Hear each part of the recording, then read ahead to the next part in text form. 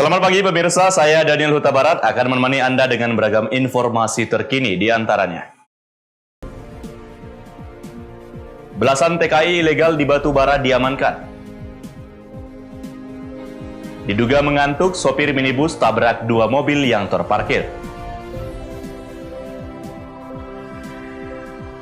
Produksi dan khasiat minyak tradisional Karo.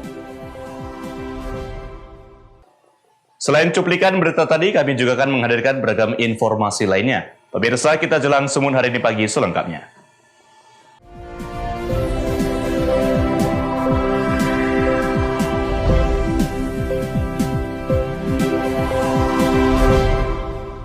Kita ke informasi pertama, pemirsa. Polres Batubara menggagalkan belasan tenaga kerja Indonesia berasal dari luar Kabupaten Batubara yang akan diberangkatkan ke Malaysia melalui jalur ilegal. Satu orang tersangka penampung TKI ilegal turut diamankan.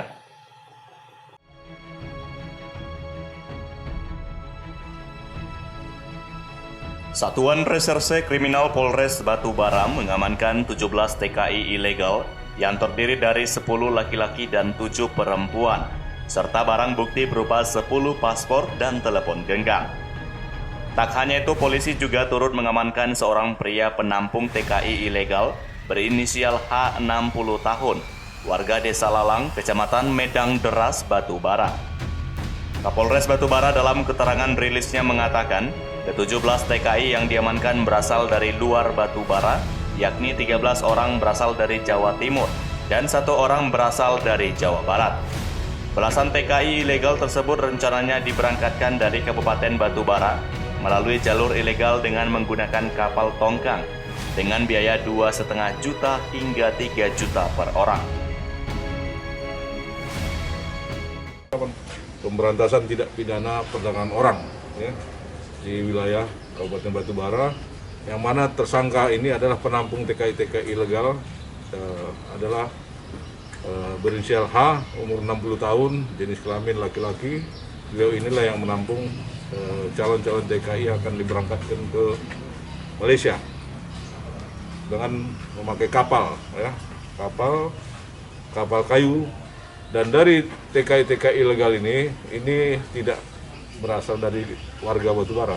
Dan mereka ini membayar rata-rata antara 2,5 juta sampai 3,5 juta per orangnya.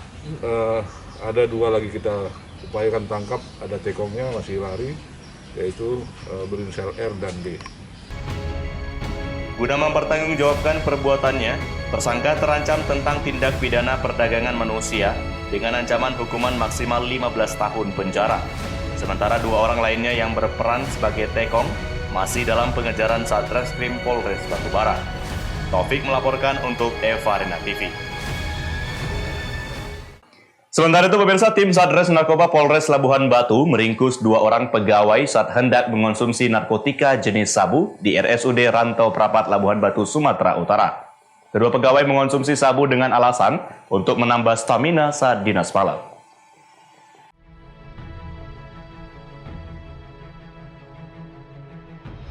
Kedua tersangka ini masing-masing PJH yang berprofesi sebagai ASN dan merupakan perawat di ruang IGD, dan AH, pegawai honor di RSUD Rantau Parapat, diringkus petugas saat hendak mengkonsumsi sabu di lingkungan RSUD Rantau Parapat, Labuhan Batu, Sumatera Utara. Dari hasil keterangan sementara, kedua tersangka ini kerap mengkonsumsi sabu ketika sedang melaksanakan tugas malam dengan alasan untuk menambah stamina.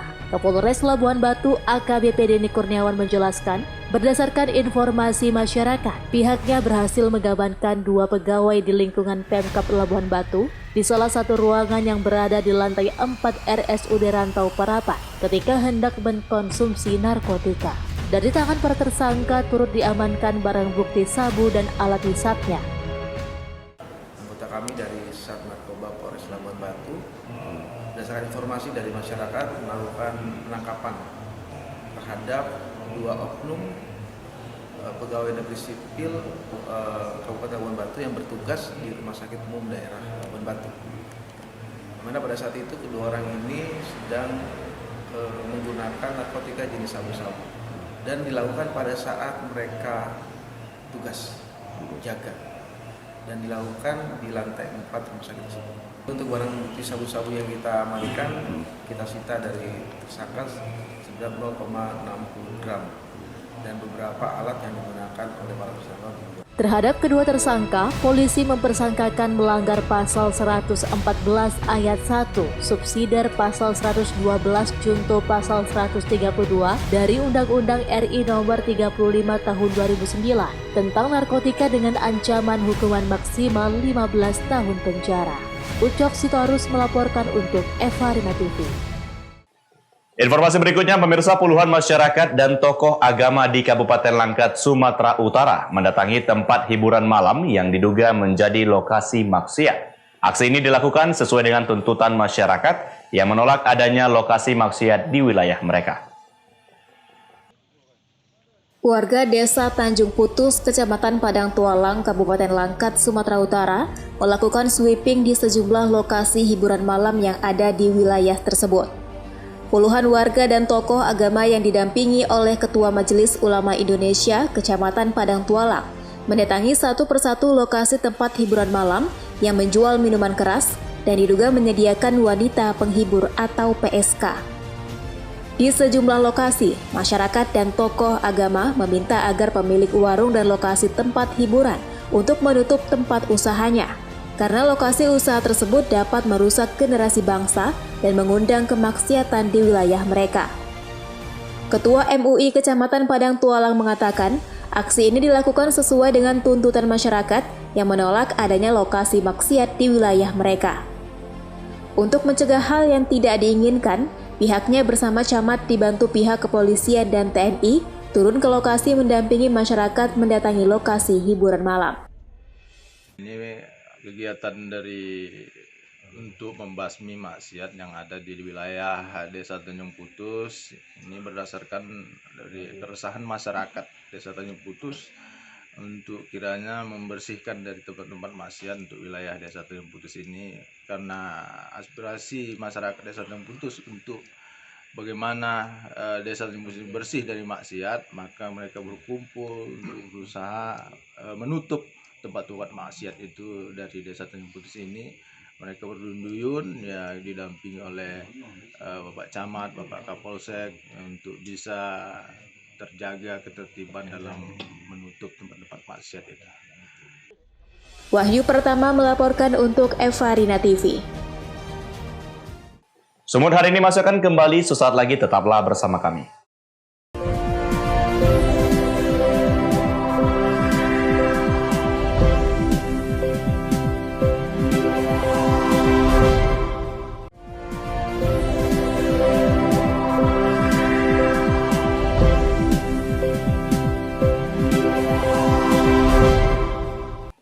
Terima kasih Anda masih bersama kami. Pemirsa, 4 orang pegawai Pengadilan Negeri Serampah, Kabupaten Serdang Bedagai, Sumatera Utara dinyatakan positif terpapar COVID-19 berdasarkan hasil tes swab PCR yang dilaksanakan Satgas COVID-19 dan Dinas Kesehatan Kabupaten Serdang Bedagai.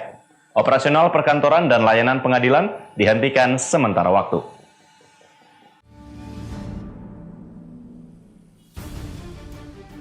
Beginilah suasana kantor Pengadilan Negeri Kelas 2 Serampah yang melakukan lockdown dengan menghentikan operasional perkantoran dan layanan pengadilan setelah 4 orang aparaturnya dinyatakan positif COVID-19 yang masuk dalam kategori orang tanpa gejala.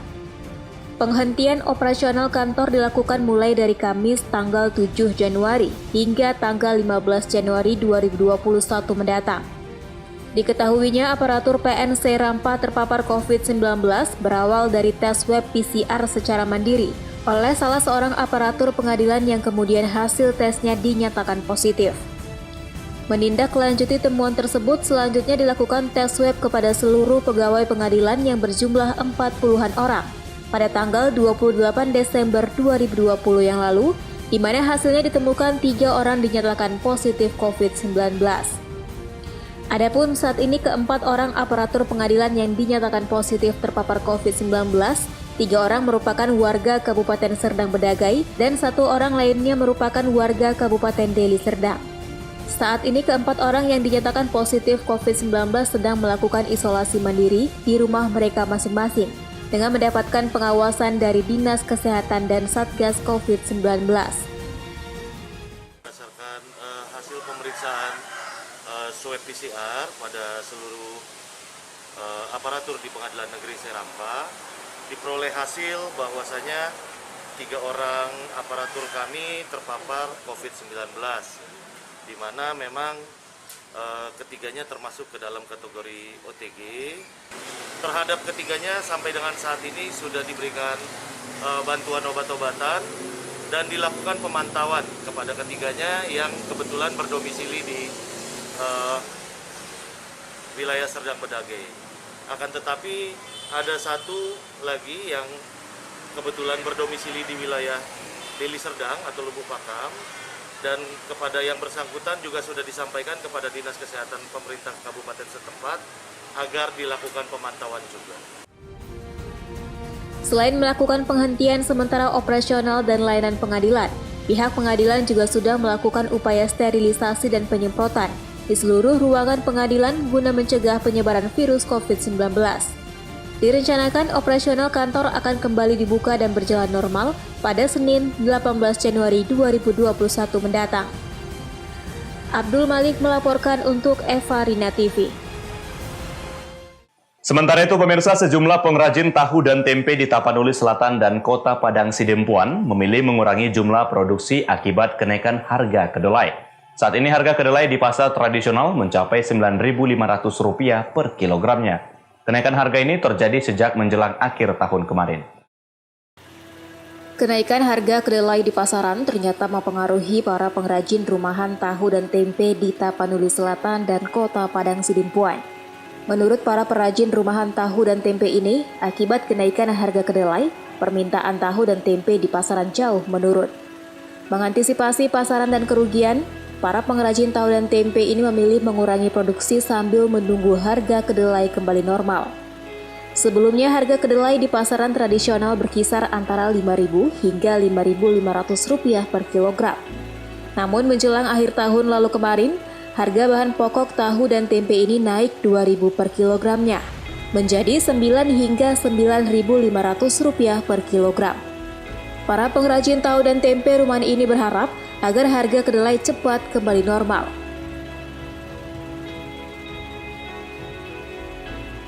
Mana harga kedelai itu saat ini? Ya naik Pak, 2.000 kilonya. Dulunya berapa, Bu? Dulunya kilonya 7.500, sekarang sudah 9.500. Terus gimana pasarannya di pasaran ini? Ya mengurangi penjualan lagi Pak. Ya. Terus Bu, harapannya gimana, Bu, harapannya? Mudah-mudahan malah Pak ada kedelai jangan makan. Azan Sinaga melaporkan untuk Eva Rina TV.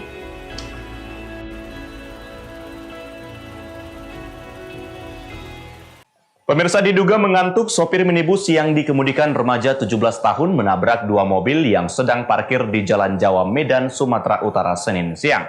Sebelum menabrak mobil yang terparkir, sopir juga sempat menabrak mobil sedan yang datang dari arah berlawanan.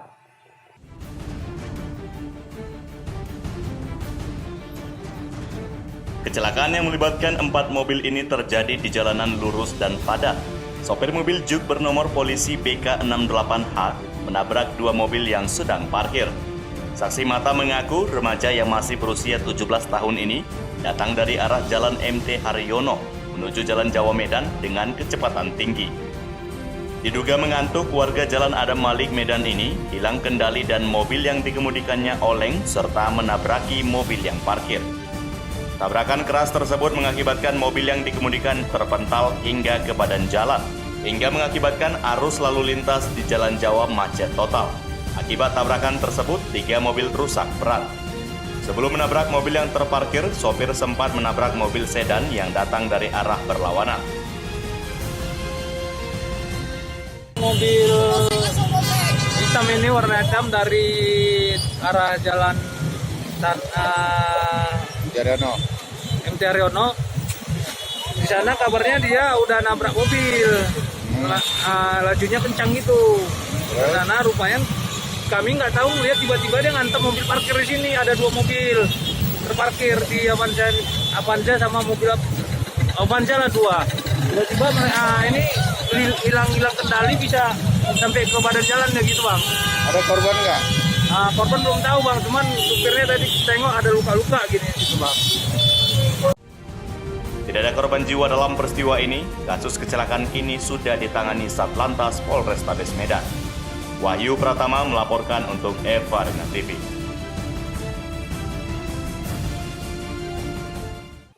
Sumun hari ini masih akan kembali sesaat lagi, tetaplah bersama kami.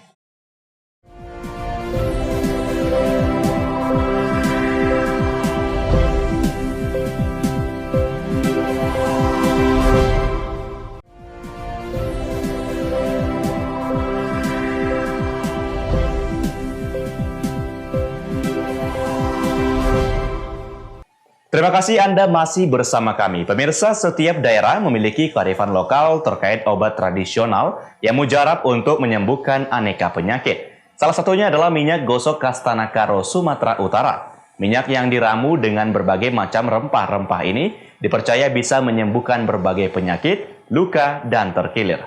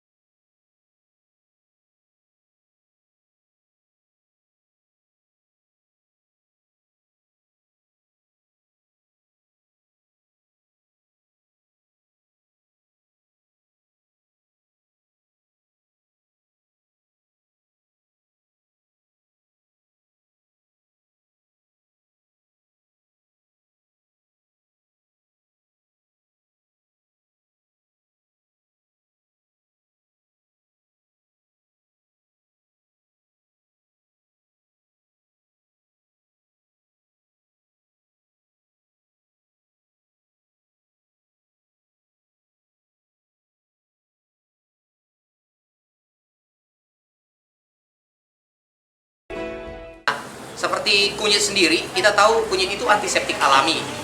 Antiseptik yang alami yang digunakan bukan hanya di pengobatan tradisional, tapi pengobatan-pengobatan modern juga menggunakan induk kunyit sebagai antiseptik alami, mengobati luka, luka bakar, luka tergores, dan lain-lain. Nah, kemudian kita juga pakai pala. Pala itu bagus ya untuk melancarkan peredaran darah, untuk bengkak, dan lain-lain. Seperti bunga bakung. Bunga bakung mungkin jarang ya digunakan oleh pengobatan-pengobatan yang lainnya. Tetapi kita gunakan bunga bakung itu untuk terkilir, bengkak, bagus sekali untuk patah tulang, dan lain-lain. Kemudian ada juga sirih. Nah, sirih kita tahu sirih juga sebagai antiseptik alami. Iya, soalnya dari dulu bang kita udah pakai ini. Kalau untuk gatal-gatal, gigit nyamuk anak-anak, aku selalu pakai ini, dia langsung hilang.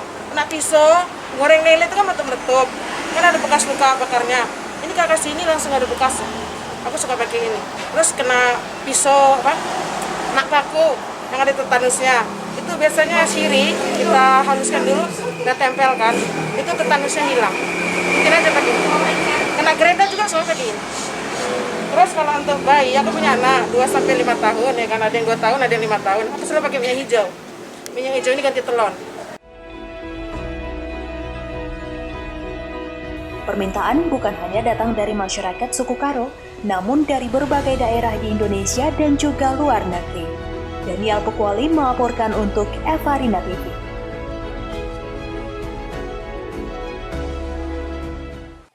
Pemirsa, bagi Anda warga Kabupaten Asahan dan Labuhan Batu tentu tidak asing dengan air terjun yang satu ini, yakni air terjun Pantai Padas yang berada di Dusun 2, Desa Padang Pulau, Kecamatan Bandar Pulau, Kabupaten Asahan. Air terjun ini memiliki ketinggian 3 meter dan dikelilingi bebatuan yang menambah keindahan saat Anda berlibur bersama keluarga. Pemirsa, mungkin air terjun Pantai Padas tidak asing lagi di telinga Anda. Dengan hanya modal Rp5.000 untuk parkir sepeda motor dan mobil, Anda dapat berwisata dengan keluarga tercinta di tempat ini. Keindahan air terjun Pantai Padas dikelilingi bebatuan. Di sekitar lokasi juga ditemukan bongkahan batu-batu dan tersedia spot foto bagi warga yang ingin mengabadikan liburannya. Tempat wisata ini merupakan tempat wisata yang baru dan dibangun selama 4 bulan oleh warga dengan anggaran swadaya masyarakat. Sejuk, enak ya kan, untuk anak-anak pun bagus karena kan dia nggak terlalu dalam. Dibanding yang lain-lain gimana nih? Ya lumayan lah. Lebih cantik yang sini lah ya. Kita buka sekitar 4 bulan baru berjalan. Pelan-pelan lah kita membenainya kan. Terutama kita membuat tempat-tempat blue inilah kita utamakan. Dan dari situ pun dari sini kita nggak ada istilahnya menarik pungutan masuk biaya. Hanya kita sebatas parkir. Swadaya masyarakat ada, Pak. Swadaya masyarakat lah ini kita bilangnya swadaya masyarakat. Karena kita membangun ini, kita bilangnya gimana ya? Bentuknya dari bantuan masyarakat, swadaya masyarakat dan bantuan dari PT Sopindo. Bantuan dari pemerintah sendiri ada nggak, Pak? Belum ada. Kalau dari pemerintah belum ada kita bantuan. Oleh karenanya, bagi Anda yang penasaran dengan keindahan air terjun Pantai Padas ini, Anda tentu saja dapat mengunjunginya. Dengan hanya membayar Rp5.000 untuk parkir sepeda motor, Anda bisa melihat keindahan air terjun Pantai Padas. Tempat ini juga cocok untuk Anda yang ingin menghabiskan liburan bersama keluarga di akhir pekan. Wanda Pratama melaporkan untuk Evarina TV. Pemirsa, demikianlah rangkaian informasi dalam Sumut hari ini pagi. Saya Daniel Huta Barat, mewakili kerabat kerja yang bertugas, pamit undur diri. Terima kasih dan sampai jumpa.